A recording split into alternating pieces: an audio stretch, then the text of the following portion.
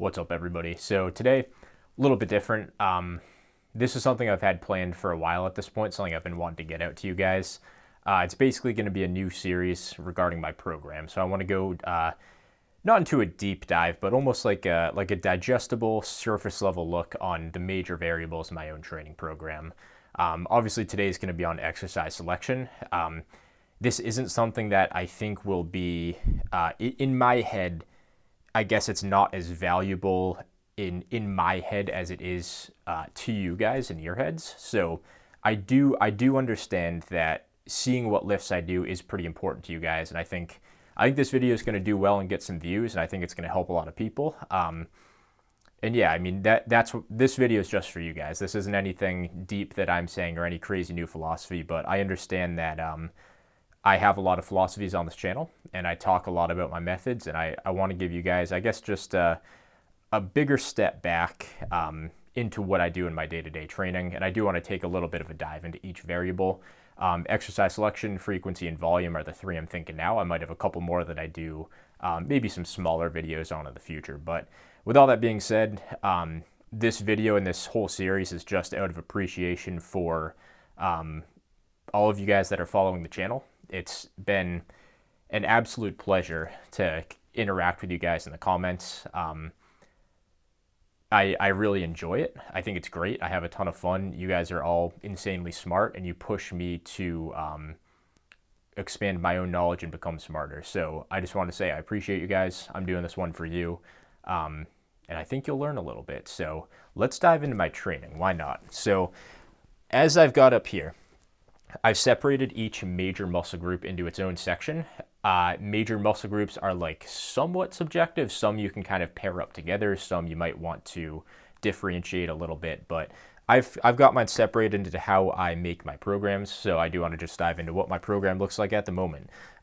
Obviously, exercise selection comes down to a bunch of different factors. I've got a couple things listed up here I'll run through real quick, and then I'll dive into some of my thoughts on each lift and overall just what the purpose each lift serves. So number one, how I choose what lift I'm going to be doing is going to be prioritized. So I have to prioritize what are my needs and what are my wants. Bodybuilding is subjective. There's nothing that you need to develop to a certain extent. It's very subjective. Like there's certain strategies where you purposely underdevelop a certain muscle to make others appear bigger. There's a few different examples of that I'm not going to dive into, but there's certain bodybuilders, and if you're going for a certain look, like take Arnold for example, didn't have the biggest shoulders and made his arms and chest look bigger. So it's an illusion. It's a strategy. So what do I need? My goal is to have a balanced, well-rounded physique with a couple strong points. And the strong points are muscles that I either am genetically gifted in, like maybe lats or even biceps. And there's also muscles that I want to grow, which were my genetic weaknesses, like my triceps and my quads. Those are muscles that I wasn't really gifted with at all. And it's almost like you want what you can't have. The kids that are born strong and skinny, like myself, want to become big. The kids that are born overweight, they want to lose weight. The kids that are born skinny, they want to get bigger. Like we all want what we can't have to almost prove something to ourselves. And I think that's part of what bodybuilding is, and that's part of what any form of self-improvement is, in my opinion. So number two is going to be the goals. I determined the optimization for each muscle group from there. If you're looking to completely optimize a muscle group, that's where you have to get the most variation in volume you can realistically fit in based on your own training age, essentially. There's a few different factors that go into that, but determine your optimization. If my chest isn't a priority, it doesn't make sense for me to do 4 or 5 different lifts throughout the week for chest. I don't need to do a ton of overkill volume, especially if I'm kind of time restricted and I need to put that time to another muscle group that I'm trying to grow. So that's just a random example with chest. That doesn't reflect my own training at all. So determine the optimization based on the goals. I usually pick, at this point in my training, 2 to 3 muscle groups to focus on at a time. At this point, I'm headed into a bulk, so I've picked a couple muscle groups that I'm going to go all in on and try and bring up during this next lean bulk, and we'll go from there. Number 3, I'm going to fill out lifts, fill out the rest of the program with lifts that I enjoy and lifts that are supersettable. Those are both very important factors in my opinion. Lifts you enjoy, it keeps it fun, especially if it's a muscle that you're not completely prioritizing. I think if you do have a top priority, you need to almost cut that enjoyment or at least be mindful of it. Like you have to actually do things that you might not want to do that you do need to do to optimally grow that muscle group. Supersettability, this saves time, keeps everything moving quick. You're not spending too much time in the gym. Supersets, giant sets, that's a great way to get extra volume in. And this is where isolation lifts or low fatigue, high stimulus compound lifts really, really come into play, and they are just incredibly underrated. So first lift, let's dive into front delts. Delts are a muscle that I haven't trained directly since before the gym shutdowns in 2020. I don't think I can say that word of what actually happened, but unless you've been living under a rock, I think we all know what that is. Behind the neck press, delts aren't something that obviously I've trained in a long time.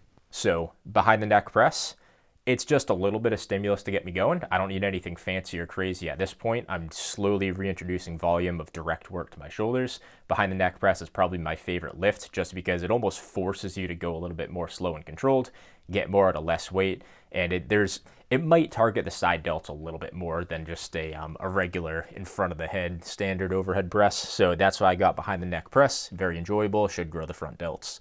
Side and rear delts, I'm just doing the upright row. This is a lift that I've done in the past with dumbbells, and I've done them single arm, but I am going to try it with a barbell now, mostly for time's sake, but I also want to experiment a little bit. For chest, I've got an incline fly. So this is one where it's almost like a cheat fly, where I'm bringing it down, but still going out far enough to get a stretch, neutral grip on the dumbbells, obviously, hence the word fly. So that's why I'm doing that, getting a really good stretch on the chest. I did them yesterday, and my upper chest is actually incredibly sore. So that's a good indicator. Doesn't mean everything, but it is a good indicator. I've got dips. That's another compound movement. You can progress on it for a very long time. You can go very light or heavy and still get a really good stretch. Excellent lifts. That's definitely a staple in my training. Up next, another compound. We've got the machine incline press. That's on this plate-loaded machine I got right behind the board. I usually set this one to about a medium angle between 0 and 90, so about 30 to 45 degrees here. I know 30 degrees is kind of the sweet spot. Minimal arch. That thing you can safely take to failure. Very little fatigue, and you can push it hard. You don't have to worry about form breakdown since the machine keeps you locked in. Very underrated machine right there, something I used to write off all the time, and if I did ever do it, I'd completely half-ass it, so my chest is going to thank me for that. Last one, just a standard flat dumbbell fly, a little bit lighter here, no cheat at all, more of a good stretch. So chest, not one of my highest priorities, but it's definitely seems to be right now for me a little bit above like average in terms of goals. It's a little bit higher up there. Not my top priority, but definitely not, it's like upper middle class for me. Up next is upper back. This is a top priority for me right now. So for upper back direct work, machine rowing, plate-loaded machine row, this is great for the contraction on your back. The way that these plate-loaded machines are typically set up is the way that the weight comes up on the machine, the way that the lever arm is set up on there, it matches the strength curve of your back. So a lot of the time when we're doing rows, it's either going to be a cheat row, or you're going to have to go very light if you're doing it more strict. And what happens there is the contraction's pretty difficult and the stretch isn't that difficult at all, which is where most of your muscles built. The machine just matches it perfectly. Your muscles don't care if it's a machine or if it's a barbell. It knows tension, so it applies the best tension to my back. Very high stimulus, extremely low fatigue, super settable. I absolutely love it. So machine rows, that's a key for me. Another staple, and this is going to be the lift, a new lift that I'm kind of leaning on very heavily, is going to be the snatch grip power shrug. I'm doing these in a more strict fashion that I've done in the past. I used to go very heavy and use a lot of very powerful leg drive, but now it's a little bit less leg drive, and my traps are still doing a contraction, but I'm focusing on the stretch, focusing on the contraction as well this time around. Snatch grip, it's not a true snatch grip, it's just as wide as I can go within my rack, which is, I think it's 2 inches narrower than a standard rack, so I can't go quite as wide without risking dropping the bar onto my fingers. But I did get I did get safety straps. I've just picked them up off of Titan Fitness. They had a scratch and dent safety strap for sale that fit my exact rack. For I think I saved like $35 or something, got it for $100, and no scratches or dents whatsoever. So I don't know if there's something that's so minor I can't even tell, or if they just were like, oh shit, we forgot to mark that as out of stock, we'll just give them a new pair. So either way, Titan Fitness, they've done a lot for this home gym. So definitely love that lift. Snatch grip power shrugs, I am considering doing those twice a week and just dropping the barbell shrugs altogether because I do love them so much. Last one's going to be Yates row, and this is just going to be that happy medium between a shrug and a horizontal pull. You're pulling at about a 45-degree angle, if not slightly more upright. So it's the sweet spot. And for a muscle that I'm trying to optimally grow, like my upper back right now, you want to get as many angles as you practically can fit in there with lifts that you can overload. And that's definitely what I have going on for my upper back. So upper back, it's 100% going to grow. And if it's not bigger in the next 6 months or a year, I'm just being soft. So I think I'm setting myself up for success is what I'm trying to say. Up next, we've got biceps. This is a strength for me. And right now my arms are a hair over 16.5 inches. I'm probably 18% body fat right now. Within the bulk, obviously they're going to bulk up a little bit just from fat, but I'm also going to be building more muscle now because I'm going to be in a caloric surplus now that I'm done with my recomp as of 1 to 2 weeks ago. So definitely happy with that. Ready to go on a bulk, 100%, very lean bulk. I'll probably have to do a mini cut at some point since I'm not starting from the leanest point, and I have no issue with that. Once I get to like 20 or 21% body fat, I'll probably do a quick mini cut, maybe 4, 5, 6 weeks, lose a few pounds, and then continue the bulk from there. So biceps, very straightforward. We're just doing cable curls and barbell curls. I have other priorities, so I did have to drop a couple lifts for biceps. Actually just one lift, and that's incline curls. And I don't need as much for my biceps since they're a strong point. They're not necessarily the biggest focus for me right now. That should do the trick for where I'm at right now. Up next, we have triceps, which is absolutely a priority. It always has been, and it always will be. Triceps they're a weakness for me. It's just, we all have genetic strengths and weaknesses, and it's up to you to have the mindset to not be limited by that or use that as an excuse, but as a reason to find the best way to train that specific muscle group. For myself, my triceps are just, I got the short end of the stick on tricep genetics, so I have to include variation. I have to train them hard. I 100% have to isolate them. It's the only way my triceps are going to grow, even with slow and steady progressive overload on compounds and isolations in a caloric surplus. It's slow going for my tris. This is something that it might take me a few years to start to continue to develop past where I'm at right now. So triceps, we're doing cable overhead extensions, incredible for the stretch. Eliminates a lot of the other variables and the muscles that take over. If you guys haven't gone to check out Faz Lifts, he just made an excellent video on that. I haven't watched the full thing yet, but I saw like the first probably 2/3 of it. Definitely check out Faz Lifts. He made a great video. Very smart dude anyways. Just go subscribe to Faz Lifts. Easy bar skull crushers. These are great. I'm actually getting pretty strong on these, so I have to do them Larson style or the bar just pulls me off the back of the bench. So Larson easy bar skull crushers, I go behind to the head. I don't have my elbows all the way back at like 45 degrees or steeper. It's more so I'm not just going here, straight to the forehead and pressing. I'm going about right here. So not quite 45 degrees, not quite vertical. It's somewhere in that sweet spot right in the middle, lowering behind the head, getting a little bit of a stretch, and then slowly coming back up. It's not slowly, but a controlled explosiveness is how I like to think about the concentrics on this and just most lifts in general.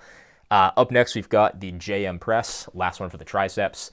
I've been doing these with the easy bar for a while. I'm probably going to have to switch over to the barbell now that I'm getting a little bit stronger on these. It's one of those lifts where I might not be getting a whole ton out of it at the moment since a lot of it's just adaptations in terms of strength. But now that I'm getting stronger and I'm starting to almost plateau, any progress I make at this point is probably a sign of muscle growth. So JM press, that's a great one. I'm really getting a lot of variation here. The only thing I don't have in my triceps is just shortened position training. So push downs, kickbacks, stuff like that I don't have. So I think that's totally fine. I'll definitely rotate some of that stuff in the future at some point. For forearms, we've got the wrist roller. I do this in both the extension and the flexion of the forearms. So this is a great one. Just burns the crap out of my forearms. I'm still sore from doing it a few days ago. This I'm doing pretty high frequency. Reverse curls are also great. I go easy bar with the thumbs under. I curl up nice and high, get a good contraction, go slowly back down, a couple of cheat reps towards the end, crushes my forearms 100%. And then finger curls, I like to do this just with an Olympic barbell, roll the bar to my fingertips as far as I can, squeeze, almost squeeze like you're trying to make a fist as hard as you can. The bar will come up towards your palms, and just, these hurt. They burn the crap out of your forearms, so push through the pain, stick with it, take it to actual muscular failure. Hamstrings, glutes, and lower back, we're just at ham curls for right now, and that'll make more sense when I explain what I'm doing for my quad stuff, but hamstring curls, that's all I'm doing. Posterior is in glutes, lower back, hamstrings has always been a strong point. I'm built to pull, so it's something that I can kind of like neglect or at least phase out of my training and not really lose any progress and pick it back up pretty quickly. It's something that no matter how much I train my quads, I'm sure my glutes and hams will still kind of always be dominant, unless I stick with something like this for a very long time. For quads, we're doing the Platz squat. This is going to be a great compound lift for the quads. It biases knee flexion rather than making it more of like a hip dominant movement. So not to get too biomechanical on you guys, I try and make the stuff digestible, especially videos like this. Platz squat's great for the quads. Elevated heel allows for more ankle mobility, more knee flexion. You bend your knees more, you get a better stretch on your quads. You're forced to keep your torso upright, which biases the quads a little more. This is a lift where you're going to have to use significantly less weight. So I had, I can't remember who it was. Somebody commented that they train your ego, and I thought that was hilarious. But these train your ego. I love it. I think that's a great way to view it. Train the crap out of your quads, much lower fatigue and a pretty high stimulus for your quads, especially if you're hip dominant like myself and like I find a lot of natural lifters to be. So leg extension is going to be up next. Only isolation I have for the quads in this program. These, I push them hard. I take them past failure and do lengthened partials, very, very slow. My biggest tip here for myself and for any of you watching is just go consistent. Don't like kick the weight up explosively, kind of catch it at the top and drop it back down. We all know it's very easy to cheat on these, but just go slow. No need to cheat on an isolation machine like this. Last one I've got is going to be the hack squat. This is incredible. There's not much of a learning curve to hack squats, so anybody can kind of just go in and make gains pretty quickly and sustainably forever. Like hack squats, brutally underrated. Calf raises, I'm just doing single leg calf raise. Calves are a genetic weakness for me, and I don't really care that much about them anyways, so just enough to get very slow growth, I'm totally fine with. I'd rather take some of that time and volume and allocate it to other areas. Lats, this is where you got a decent amount of variation. Definitely a strong point that I'm trying to get even freakier. I think one of the cool things about bodybuilding is if you have a muscle that's already gifted and freaky, just pushing that to the max, and that's what I'm doing with my lats. So neutral grip pull-ups, I go very close, probably like maybe 4 or 5 inches apart on the grip. These are great. Definitely a lift you can overload for a very long time. Like if your reps eventually just get stupidly high on these, you can slowly add weight and just get better at them. So I've been doing that for a while, slowly getting better over a long period of time. Lats have been growing. These are great. Next up, 45-degree underhand pull-downs. These are also great. Again, incredible stretch on the lats. It complements the neutral grip very well. Chin up, so yet another position to put my lats into. Shoulder width grip on here.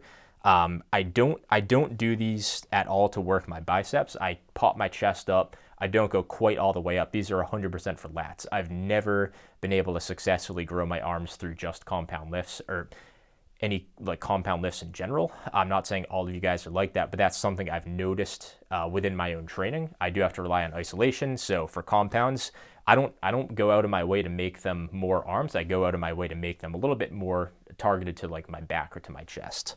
So that's that. Last one we've got here is going to be the neutral grip pull down. Incredible way to just get a stretch. Take your lats close to failure, well, to failure, and I'm even taking it past failure. If you do all these, there's no way your lats are going to stay small. Last one we've got for abs, just doing a rope crunch on the cable. This is a lift that I've never really done before, so I'm still figuring out what setup is best for me. Abs are a weird one because like incredibly strong isometrically, but my contraction is so weak. It's a really interesting situation that I'm in. Abs have never really been a priority for me, but they're a weakness, and a little bit of volume. I'm doing these about 3 or 4 times a week. It should help them grow a little bit, and I think that'll help keep my physique a little bit more like aesthetic throughout a bulk.